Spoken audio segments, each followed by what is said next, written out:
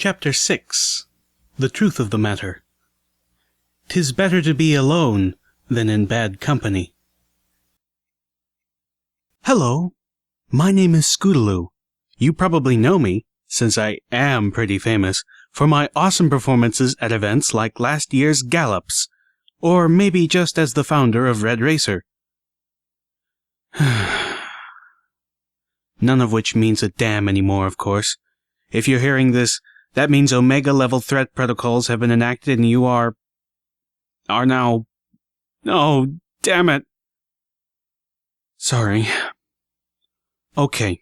Right now, I'm talking to you as Vice President of Stable Tech. You have been appointed as Overmare, or in the case of Stable 24, Overstallion, of a Stable Tech life-preserving stable. You have been chosen for your sense of loyalty and duty, both to the ponies around you and to this company. And while the Stable Tech HQ might be, probably is, nothing but blasted rubble now, our ideals live on. Your stable has been selected to participate in a vital social project. The first goal of your stable, like all others, is to save the lives of the ponies inside. But you also have a higher purpose, beyond saving the lives of individual ponies. We here at StableTech understand that it doesn't do ponykind any good to save ourselves now only to annihilate each other later. We must figure out where we went wrong. We must find a better way. And we must be ready to implement it as soon as possible once the stable doors open. And survive what our current leaders have managed to do to Equestria. Damn it. I really hope no pony ever has to hear this. Can't this all just be for nothing? They're really going to destroy us all, aren't they? I'm sorry. Again, I'm totally off script. Where was I? Oh yeah. In short, StableTech is working to ensure a more stable society for future generations. Inside the safe in your office, you will find a set of special instructions and objectives, as well as details on how your specific stable has been fitted out to carry out your part. If at any point you believe that your part in the project is threatening the safety and security of the ponies in your charge, as a whole, you are to cease participation and take any necessary steps to rectify the situation. In any other circumstances, however, it is crucial that you keep to the directives provided, and keep StableTech appraised of all your results as per your sealed instructions. Thank you. From all of us. From all of Equestria. Thank you, and may some pony up there have pity on us all.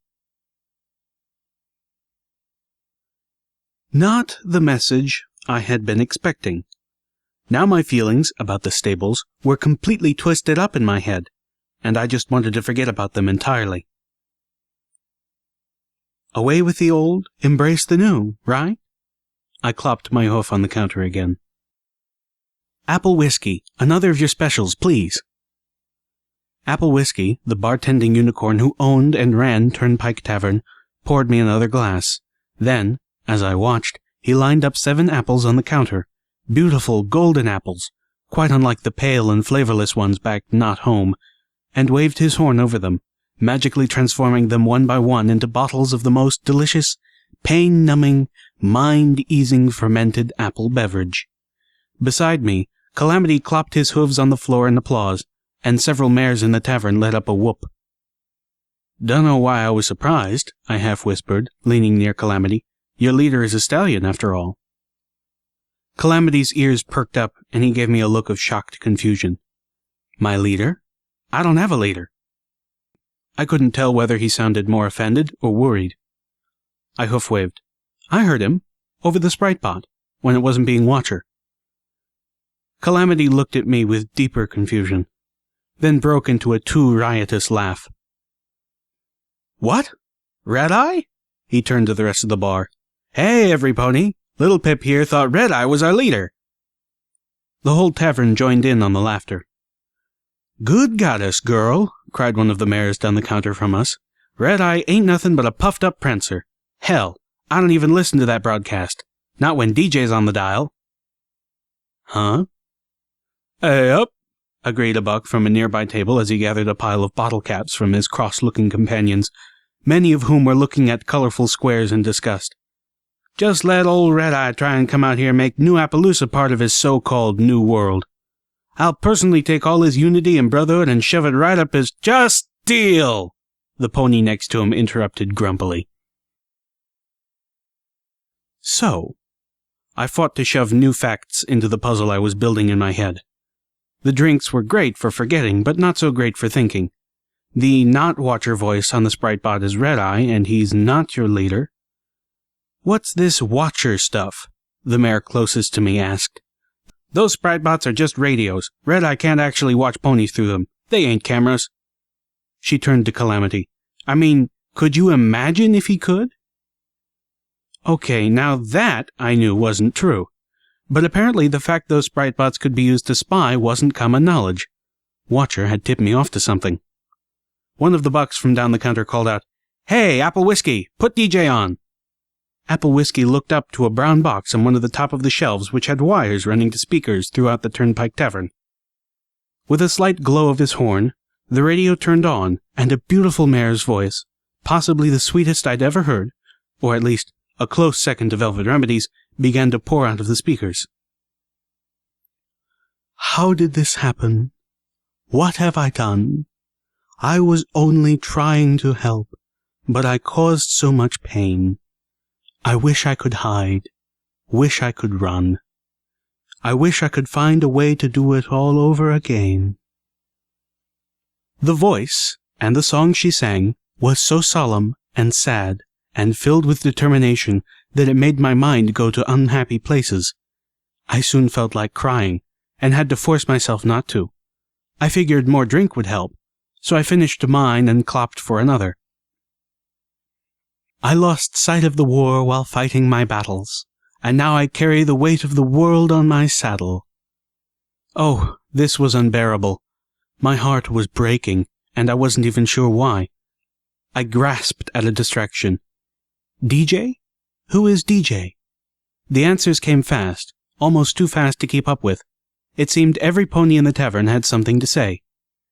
DJ Pond 3, of course. There's always a DJ Pond 3. Best music in the equestrian wasteland. Yeah, all, 12 songs? 20? He's a ghoul pony. Been around forever. No, he's not. They keep changing. Back when I was a filly, DJ was a mare. I hear he's a Pegasus. He's got a station up in the clouds. That's how he always knows everything what's going on. That's stupid. Every pony knows DJ Pond 3's station comes out of 10 Pony Tower in the Manhattan ruins. He is too a ghoul pony. He's been around since before the war. I heard the original DJ Pond 3 was actually a mare named Vinyl Scratch who was killed when the Zebra Bale fire wiped Manhattan. But her nephew was spared, being in 10 Pony and all, and took up the mantle. I heard it was her sister. My head was spinning. Calamity was smirking at me. Leaning close, he whinnied, There's always a DJ Pond 3. And in the background, the voice of seemingly infinite beauty and sadness cried out, How can I fix this? How many times must I try? Please, this time, let me get it right. The music died away, and a voice came over the radio. This is DJ Pond 3, and that was Sweetie Belle singing about that one great truth of the wasteland. Every pony has done something they regret. And now, my little ponies, it's time for the news. Now you ponies remember when I told you about those 2 ponies who crawled themselves out of Stable 2? Well, I've been getting reports that one of those little ponies took out the raider nest in the heart of Ponyville and saved several pony captives, including the beloved author of the Wasteland Survival Guide, Ditsy Doo. Hey kid, thanks, from all of us. And now, the weather. Cloudy everywhere, with a chance of rain, gunfire, and bloody dismemberment. I didn't really hear the rest. I was too stunned. I was on the radio. DJ Pond 3 was talking about me. My heart mixed with pride and panic, the latter quickly swallowing the former. I'd been outside less than a week, and I already had a reputation that was spreading across all of the equestrian wasteland. A reputation that built me into some pony far more heroic and capable than I actually was. One last thing. The other stable dweller was last seen out near Appaloosa. My prayers go out to that one, and that's the truth of the matter. Now, back to music. Here's Sapphire Shores singing How the Sun Can't Hide Forever. From your lips to Celestia's ears, Sapphire. For a moment, everything seemed to stop. What? I turned to Calamity. Near Appaloosa? I thought this was Appaloosa. Calamity snickered, still not done having fun with me over my wasteland ignorance. No way, little Pip, this here's new Appaloosa. You can't have a new without having an old, now can you? Then he quickly got serious. Now, you don't want to be going anywhere near old Appaloosa, you hear? That's a slaver town. Apple Whiskey interrupted. Well, there's no harm going up that way to trade. I sell a good bit of my trademark apple whiskey to those folk. I was stunned. Surely he was kidding. You trade with slaver ponies? Yep. In fact, got a train headed out that way on the morrow. I looked about with disbelief. You trade with slavers? Calamity whispered in my ear. Why you think I never took up living here? It wasn't a question. Next morning, I found myself out in the continuing downpour, staring at the train and feeling not a little guilty that I'd spent the last evening helping to load the flat cars as part of my training with Crane. That evening would have gone quite a bit differently had I known where those goods were headed. I can't talk you out of this, now can I? Calamity stood next to me, checking the loads of his battle saddle. My head was thudding dully, the aftermath of too much apple whiskey, but I was thinking clearly. I knew this was foolish, but where there were slavers, there were slaves in need of rescue. I knew part of me was just trying to live up to my overblown reputation, but I'd also been a captive of slavers, if only for a few hours, and I couldn't just ignore the fact that there were ponies up there who needed some pony to care enough to try and help them. No. Well, then I'm coming with you. Always wanted to take a shot at the damn place. Figure if there's two of us, we might actually have a chance. His words left me feeling immensely relieved. I'll talk to Ditzy-Doo for supplies. Don't want neither of us to run out of ammo up there. Or food. We can take the train up the mountains and out over the desert, but chances are we'll be trotting back. I mulled that over, and suddenly realized that even if we had our own supplies, what about any ponies we rescued? And would they be in any state to make that kind of trip? Not that such questions deterred me at all, but I'd have to find a way to talk the ponies pulling the train into waiting for us. As we robbed the town they were trading with, no less. I voiced my concern to Calamity. You're going to have to do some fast talking if you want to convince them of anything like that, he replied, then seemed to have an idea. I know some pony in town that just might have what you need to pull that off. Calamity trotted off, leaving me staring at the train once again. While I waited, I tried to familiarize myself with the train. Flat cars and box cars held supplies. Passenger cars, of which this train had only one, were for carrying ponies. The fancy red car on the back and the big bronze one with the smokestack which rode at the front were mysteries. I knew nothing about the former, and the latter I only recognized from a similar train car in the hodgepodge construction of absolutely everything. Curious, I asked one of the puller ponies what those cars were for. He was happy to answer. That there back one, it's called the caboose. He pointed a hoof towards the red car in the rear. That has the brakes. You see, when we go up the mountain, we have to keep switching out puller teams, 'cause that there's hard work. One team pulls, one team rides, and keeps a lookout for raiders. But when we go down the mountain, every pony rides, and we use the brakes to keep us from going too fast. Now he pointed at the one in the front. That there's called an engine. It's for pulling the train. Although mostly we just use it for the whistle. Keeps varmints off the tracks. Huh? For pulling the train? I thought you bucks pulled the train. Yep, we do. Then, well, 'cause the engine don't work without coal. Ain't got no coal car even if we had it. So instead we use pony power. That didn't make any sense. So the engine is to pull the train, but the engine can't pull the train, so you all have to pull the train and the engine? I had to be missing something. Yep. Okay, then why don't you have any coal? Where's the coal? The train pony rolled his eyes at me. Oh, there ain't any coal in Equestria. I felt something in my head snapping. All the coals in a far, far away land. Then how was the coal supposed to get here? By train, of course. That was it. I needed to stop learning about trains. They hurt my brain. This conversation had made the pounding in my head much worse. Splashing through puddles, Calamity trotted back. After the train pony had gone back to his work, Calamity reared up and waved his forehooves around, making a mock spooky face. Ooh! All the coals in strange faraway lands, full of zebras! Ooh! I stared at him nonplussed. Done now? He dropped back to standing and pulled a tin out of his saddlebag, offering it to me in his teeth. I levitated it close for a look. The tin had a scratched-out picture of a zebra on it. Those what are in there are called party-time mentals. Brewed up using mentals and, well, some other stuff. Guaranteed to make you the life of the party. Those things will clear up your hangover, clear up your head, and make you the smoothest talking pony in all the wasteland. I looked dubious. But then I trusted Calamity, and what did I have to lose? Telekinetically opening the tin, I pulled out one of the little squares inside and put it in my mouth, chewing experimentally. I had to admit, they were tasty, although the aftertaste was kind of bitter, but I didn't feel any different than Whoa! The whole world shot into stark focus. Colors became brighter and more pleasant. Even the rain seemed nicer. And my thoughts! I was thinking more clearly than I ever had.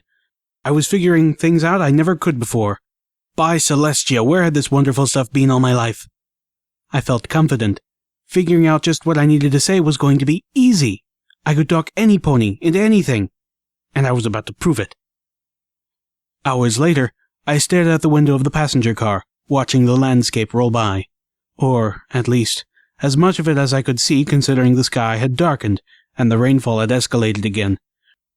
Remembering rivulets running down the cliff face near Stable 24, I prayed the storm wouldn't cause us trouble when we were going up the mountain.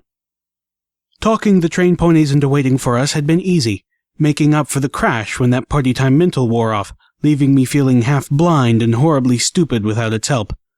It was all I could do to not eat another right away. In fact, I would have done so if Calamity hadn't snatched the tin away. Even now, I cast furtive glances at his saddlebags. Ugh. Think of something else. I tried tuning into the DJ Pond 3 station. It was barely audible through a haze of static. New Appaloosa, I figured, was near the edge of good reception. I tried another station on my Pip-Buck, and found the music of the Sprite Bots. Calamity told me to turn it off. Staring out the window again, I found my mind drifting until it settled on, of all things, Ditsy-Do. I was wearing my utility barding, now upgraded to be effective armor thanks to the strange but cheerful Pegasus Ghoul. That poor pony, I thought. Seeing her home obliterated, and then turned into a rotted mockery of a normal pony and made to live with that memory for centuries. Raiders, slavers. She'd suffered at the hooves of both of them, actually seen things that horrified me to contemplate. And as if that wasn't enough, as a ghoul pony, it was as if she had a magical sword hanging over her brain, waiting to drop. It was amazing that she wasn't a broken wreck of a pony. I remembered her smile, wondering how she could be so happy. And then I got it. Calamity asked, "What's got you smiling like that all of a sudden?" I chuckled at myself, shaking my head. Laughter is a virtue. What now? I smiled, holding back a laugh of my own. Maybe not giggle-giggle laughter, and definitely not bwah-ha-ha laughter, but the kind of inside laughter that allows a pony to take everything this world throws at her and not lose joy. Maybe it was a little stretch to call that laughter, but it was definitely a virtue. I turned back to the window, my own spirits somehow higher than they had been in days. Lightning flashed outside. I gasped, jumping back from the window. I could have sworn I saw the head of a giant pink pony, the size of an Ursa Major, peering at me over the hilltop, grinning. "You ready?" Calamity shouted through the downpour. The train was approaching Appaloosa, old Appaloosa. Calamity and I were standing on the rain-slick roof of the passenger car, wind whipping into our faces and pulling at our manes and tails. I nodded. Wrapping his forelegs around me, Calamity stretched out his wings and caught the wind, The storm snatched us up off the train, and Calamity began to steer us towards a ridge that overlooked the slaver town. The wind buffeted us, making me fearful that we would crash, but Calamity's course stayed true. We landed, and I immediately slipped and fell in the mud. Calamity barked a laugh. I shook really hard, flinging at least half the mud onto him, and then laughed too. But then we stopped. Virtue or not, there was a time and a place for laughter, and this wasn't it. I floated my binoculars over to Calamity and then pulled out the sniper rifle to peer down its scope at the collection of dilapidated wooden buildings, derailed boxcars, makeshift metal structures, and slave cages that made up old Appaloosa. The train was just pulling in. Between the darkness of the storm and the distraction of the train, there would never be a better time to sneak in. Through the sniper scope, I could make out the silhouettes of guards walking along catwalks that ran between the buildings and above the cages. In the cages, I could see slave ponies laying under the pouring rain, forlorn shapes in the storm. I felt a familiar pissedness taking hold. Calamity, you stay up here. I'm heading down in. I didn't come all this way to stay back. I levitated the sniper rifle to him. You're my cover, and my quick exit if things go bad. Unless you think you'd be better at picking those locks, and I'd be better at flying you out. He clearly wasn't happy, but conceded the point. Pulling out Little Macintosh and checking to make sure that it was loaded, I started down the slippery ridge. I didn't want to have to use the gun. Not that I was feeling particularly live and let live about slavers. It was just that, for all the things Little Macintosh was, it wasn't quiet. I was most of the way to the first set of cages when a flash of lightning illuminated the landscape starkly. If it hadn't, I would have been dead a moment later. As it was, I was merely screwed. Mines. All around the cages, the fucking slavers had scattered mines. The rain had washed away the dirt covering some of them, the orange metal casings reflecting the flash of light. There were surely more, but I had no idea how many, or where. After my session with Crane, I was much better at self-levitation, but that only got me to the fence. I was far less confident that I would have the power to levitate all the slaves to safety. "Hey, who's there?" A voice out of the darkness, a slaver pony. I wasn't the only pony to have seen something in that flash of light. Damn it! I scooted, moving as stealthily as I could. I hated to leave the slave pens, but I needed more time. If I shot, I'd bring the whole place down on me. If I tried to take out a slaver pony with my hooves, I knew he'd be able to call for help before I took him down. So instead, I decided to hide, slipping into the nearest shack. I immediately regretted it. The shack was only a few rooms, and from the one upstairs I could hear what I really hoped was two slaver ponies going at it. I felt both embarrassed and disgusted. Trying not to make a sound, I looked about for a place to hide. I didn't want to be standing right inside the door if that guard pony decided to take a peek into the shack. I also started peeking in boxes. I knew this was stealing, not just scavenging, but these ponies stole other ponies, so I didn't figure they had any standing to complain. With screwdriver and a bobby pin, I didn't even spare the lockbox I found in the next room. Sitting inside, I found something unique. A little totem, a statuette of an orange pony with yellow mane and tail, poised in mid-buck. What struck me was the 3 apple cutie mark, identical to the mark on Little Macintosh. I floated it close to read the inscription on the base, "Be strong," and felt a surge of magical energy. I'm not sure what it did, but I actually felt stronger, not just physically, but in confidence. Slipping the statuette into my saddlebags, I finished my looting and the door banged open. "There you are!" I whipped around, sliding into the comfort of Sats, and fired 2 shots into the pony, one in the head and one in the chest, before he could reach me to pummel me with those spike-shod hooves.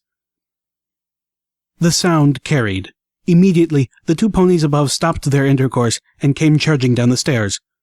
Only one of them had stopped to grab a firearm. Blam! Blam! Blam! Little Macintosh roared like thunder. The slaver pony with the gun never even got a shot off. I reloaded as quickly as I could. Luna, damn it! Well, I was in it now. Fire blasted past me as I dove behind a rock. A flamethrower! This fucker was attacking me with a flamethrower! "Oh, I smell roasted pony for dinner! snarled the slaver with the flamethrower battle saddle. "How about a little barbecue?" I was seriously hoping he was just being awful, that these ponies weren't so depraved as to actually eat other ponies. Lightning flashed. Thunder boomed above me. I ran for cover behind a crazily tilted boxcar. Flame whooshed out from behind me, catching my tail. With a yelp, I thrashed at a nearby puddle with it until the flames disappeared. Ow, ow, ow. Come out, wherever you are. Cringing back, I brought out the combat shotgun. Little Macintosh had finally run out of bullets 5 dead slavers ago. 2 of those had been unicorn slavers wielding shotguns, and now I was in no danger of running out of shotgun shells any time soon. The flamer slaver stepped around the corner and got a faceful. He went down hard.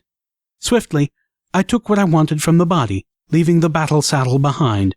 I had neither the natural aptitude nor the professional training to use a battle saddle, and I didn't need that kind of weight slowing me down. I looked around nervously for more attackers. Including the pony with the flamethrower, and the 3 back in the first shack, I'd put down a total of 9 slavers. A lot, but by no means a town's worth. I was surprised that all that gunfire wasn't drawing a lot more attention. The thunderstorm might account for some of that, and these guys seemed to have a level of stupefying ego that prevented them from just running to get more help. But there had to be more at play than dumb luck, dumber slavers, and the weather. Battling the slaver guards was pushing me closer to the huge multi-story barn at the heart of the town. There was a lot of light pouring out from the windows, and a lot of noise. As I drew closer, I could hear music. I checked my pip-buck, but old Appaloosa appeared out of range of every station except one, the Spritebot station. How that station covered every place, I had no idea, although I suspected the Spritebots themselves might actually be acting as relays, too. This music, however, was not that music. Going in the front door would surely have been death, but creeping up the catwalks to a second-floor entrance proved safe. I tried to slip in quietly, but the moment I had cracked the door open, the wind flung it wide with a crash. I cringed, then poked my head inside. The room was empty. Of ponies, at least. It was crammed with broken furniture and old filing cabinets. Bottle caps, ammo, and packages of cigarettes were in several of the cabinets. They found a new home in my saddlebags. I didn't smoke, and had no intention of starting, but I could sell the packs to Ditzy-Doo, who would resell them to the surprising number of Appaloosians who did. A door towards the far end opened onto a balcony. From there I could see the Manticore's share of the room was a wide-open saloon, packed with ponies who were drinking, gambling, and watching the performance on the stage directly below me. The balcony ringed the saloon, and there were guard ponies walking around it in a pattern. They were focusing on the chaos below and hadn't spotted me. Yet. Wait. I recognized that voice. Crouching flat on the balcony floor, I poked my head over the edge to see the singer. Velvet Remedy. Footnote, level up. New perk, Mighty Telekinesis level 2. You triple the mass that you can levitate with your unicorn magic. Effects are cumulative with Mighty Telekinesis level 1, which is required to take this perk.